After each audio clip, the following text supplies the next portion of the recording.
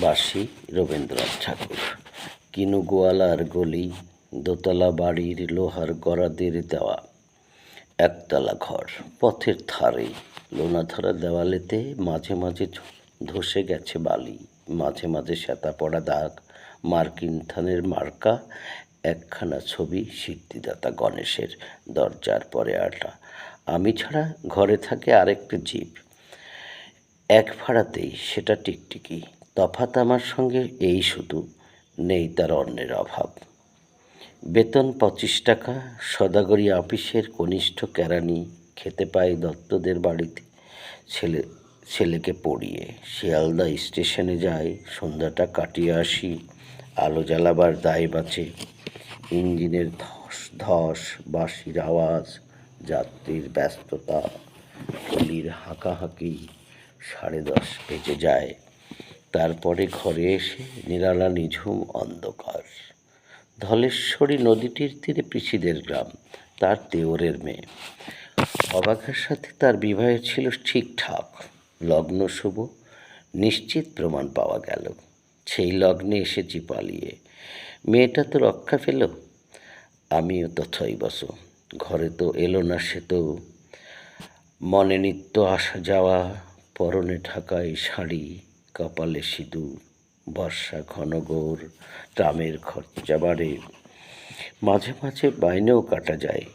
গলিটার কোণে জমে ওঠে, পচে ওঠে আমের খোসা ও আঁঠি, কাঁঠালের ভুতি, মাছের কানকা, মরা বেড়ালের ছানা, ছাই পাশ, আরও কত কি যে। ছাতার অবস্থাখানা জরিমানা দেওয়া মাইনের মতো, বহু চিত্র তার। আপিসের শ্বাস গোপীকান্ত গোসাইয়ের মনটা যেমন সর্বদাই রসসিক্ত থাকে। বাদলের কালো ছায়া স্যাঁতসেঁতে ঘরটাতে ঢুকে কলে পড়া জন্তুর মতন মূর্ছায় অসাড়। দিন রাত মনে হয় কোনো আধমরা জগতের সঙ্গে যেন আষ্টে পৃষ্ঠে বাঁধা পড়ে আছি। গলির মোড়েই থাকে কান্তবাবু, যত্নে পাট করা লম্বা চুল, বড় বড় চোখ, শৌখিন মেজাজ, কর্নেট বাজানো তার শখ।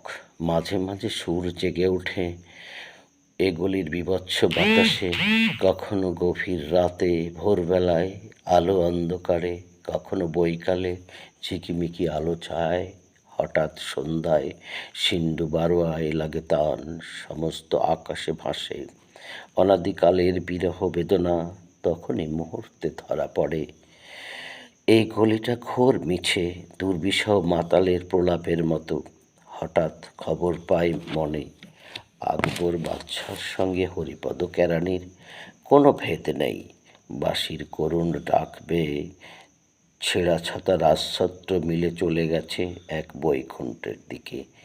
এই গান যেখানে সত্য, অনন্ত গধূলি লগ্নে সেইখানে বহি চলে ধলেশ্বরী তীরে তমালের ঘন ছায়া।